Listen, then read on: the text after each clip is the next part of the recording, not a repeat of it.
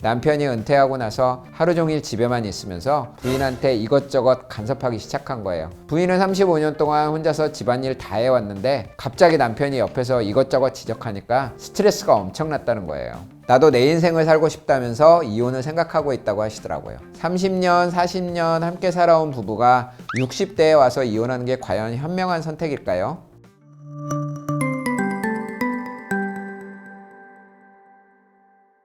안녕하세요. 함께하면 마음이 편안해지는 변호사 최경섭 변호사입니다. 여러분, 요즘 60대 부부들이 30년 결혼생활 끝나고 이혼하는 경우가 정말 많아졌다는 거 아세요? 2024년 통계를 보니까 60대 이혼율이 전체 이혼의 25%나 차지하더라고요. 그런데 왜 갑자기 이렇게 황혼이혼이 늘어난 걸까요? 오늘은 황혼이혼이 급증하는 진짜 이유와 이혼 말고 다른 해결 방법들, 그리고 부부관계를 회복할 수 있는 실질적인 방법들을 알려드릴게요.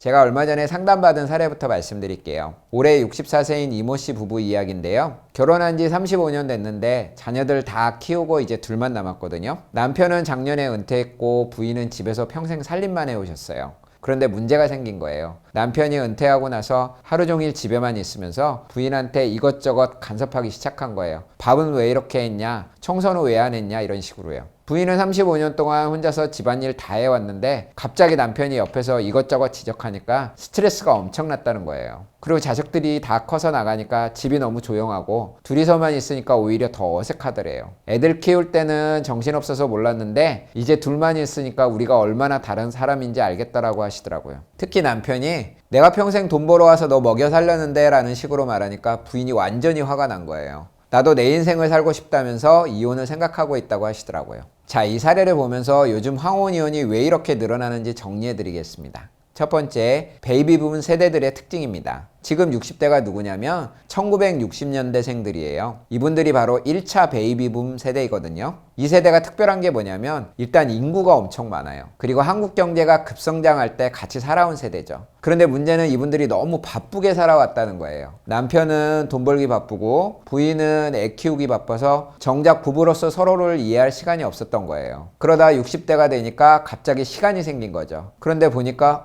우리가 이렇게 다른 사람이었나라는 걸 깨닫게 되는 겁니다.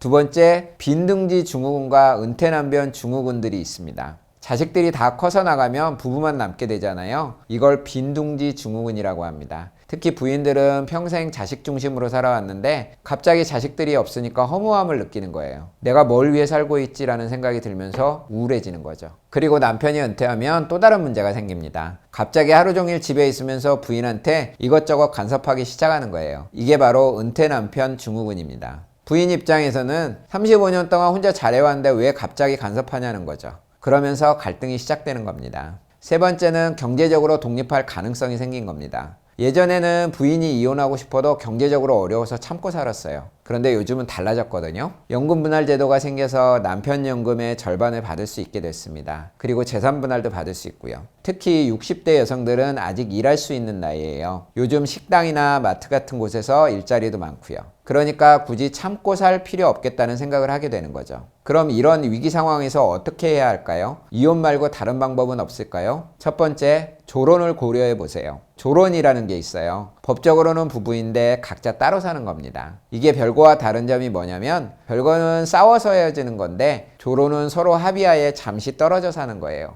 예를 들어서 6개월 동안 각자 살아보자. 그리고 다시 만나서 이야기해보자는 식으로 하는 거죠. 이렇게 하면 서로 냉정해질 시간도 생기고 상대방의 소중함도 다시 느낄 수 있어요. 두 번째, 서로에 대해 질문하기 시작하세요. 30년 같이 살았다고 해서 상대방을 다 안다고 생각하면 안 됩니다. 사람은 계속 변하거든요. 당신은 요즘 뭐가 제일 힘들어? 앞으로 뭘 하고 싶어? 이런 질문들을 해보세요. 그러면 이런 생각을 하고 있었구나 라는 걸 알게 될 거예요. 그리고 절대 상상으로 판단하지 마세요. 저 사람은 이럴 거야 라고 생각하지 말고 직접 물어보세요. 세 번째, 일상적인 공격성을 줄이세요. 부부끼리 오래 살다 보면 서로한테 함부로 말하게 되거든요. 너는 맨날 그런 식이야. 당신은 정말 답답해. 이런 말들이요. 이런 말들이 쌓이고 쌓이면 관계가 완전히 망가집니다. 그러니까 상대방을 존중하는 말을 쓰려고 노력하세요. 화가 나도 당신 때문에 화난다가 아니라 내가 지금 화가 나는데 잠깐 시간 좀 가질까라고 말하는 겁니다. 마지막으로 전문가의 도움을 받으세요. 혼자서 해결하려고 하지 마시고 전문가 도움을 받아보세요.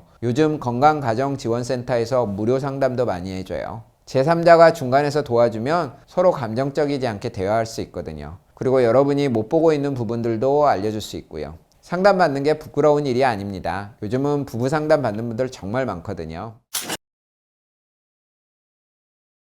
여러분, 30년, 40년 함께 살아온 부부가 60대에 와서 이혼하는 게 과연 현명한 선택일까요? 물론 정말 견딜 수 없는 상황이라면 이혼도 하나의 선택이에요. 하지만 그 전에 다른 방법들을 먼저 시도해 보시기 바랍니다. 여러분들은 지금까지 정말 열심히 살아오셨잖아요. 이제 좀 여유롭게 서로를 이해하면서 행복한 노후를 보내셨으면 좋겠습니다. 갈등이 생겼을 때 서로를 공격하지 마시고 질문하고 이해하려고 노력해 보세요. 그리고 혼자 끙끙 앓지 마시고 전문가의 도움도 받아보시고요. 다음에도 여러분한테 도움되는 내용으로 찾아오겠습니다. 오늘 영상 좋으셨으면 구독과 좋아요 눌러주세요. 감사합니다.